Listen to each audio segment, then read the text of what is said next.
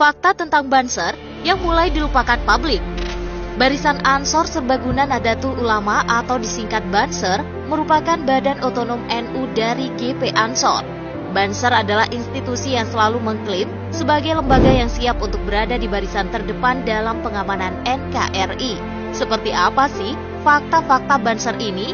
Nah, sebelum lanjut, jangan lupa untuk subscribe serta nyalakan tombol loncengnya ya kak, agar kakak menjadi orang pertama yang mengetahui video dari sapi betina. Oh iya kak, nantinya setiap seminggu sekali akan ada pembagian giveaway secara gratis loh. Pengen tahu caranya? Tonton terus video ini sampai akhir ya kak. Berikut fakta Banser yang jarang diketahui publik versi sapi betina.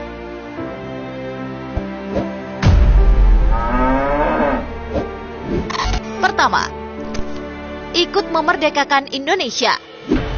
Banser dibentuk pada tahun 1924 oleh Kiai Haji Abdul Wahab Hasbullah dan para pendukungnya bersama Laskar Hizbullah dan beberapa kalangan pesantren saling bahu-membahu mengusir para penjajah.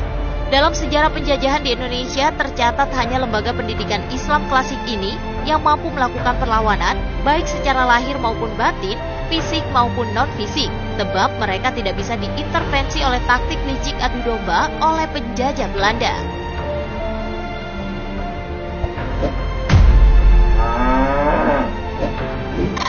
Kedua, pernah menumpas PKI. Pada tahun 1964 sampai 1965 terjadi ketegangan antara NU dan PKI.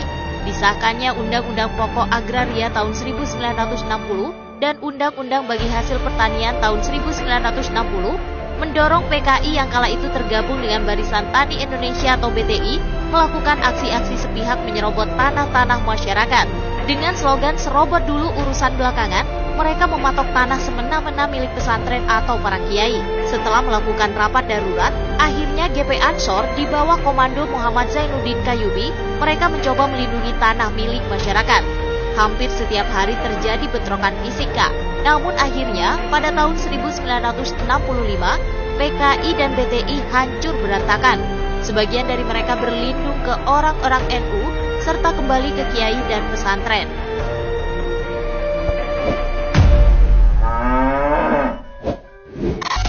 Ketiga, punya kisah heroik. Pada tahun 2000-an, umat Kristen saat itu sering mendapatkan teror dari para teroris.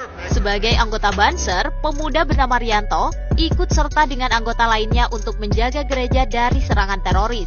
Saat sedang berjaga, Rianto melihat ada seonggok tas mencurigakan yang sudah dipastikan adalah bom peledak. Tanpa pikir panjang, Rianto kemudian berlari menjauhkan tas tersebut dari lingkungan gereja dengan cara melemparkannya ke dalam selokan.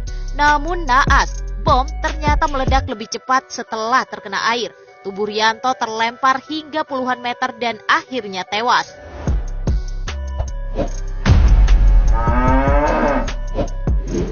Keempat, berlatih ala militer.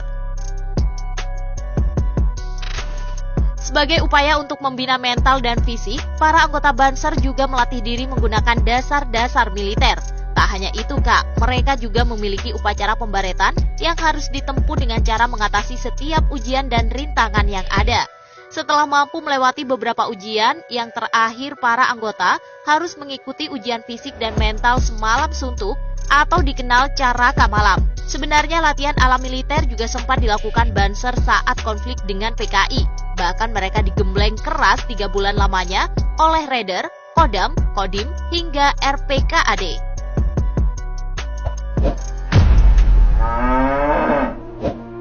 Kelima, menjadi organisasi yang bersifat keagamaan. Dalam prakteknya, Banser telah menjelma menjadi organisasi massa dengan basis yang kuat. Kelompok ini berfokus pada aspek kebangsaan dan bela tanah air, di mana mereka menjunjung nilai-nilai ideologi Pancasila yang menjadi dasar Indonesia. Tak heran ya kak, jika mereka kerap menjadi yang terdepan untuk membentengi masyarakat dari pemahaman-pemahaman yang menyimpang dari nilai-nilai Islam maupun wawasan kebangsaan.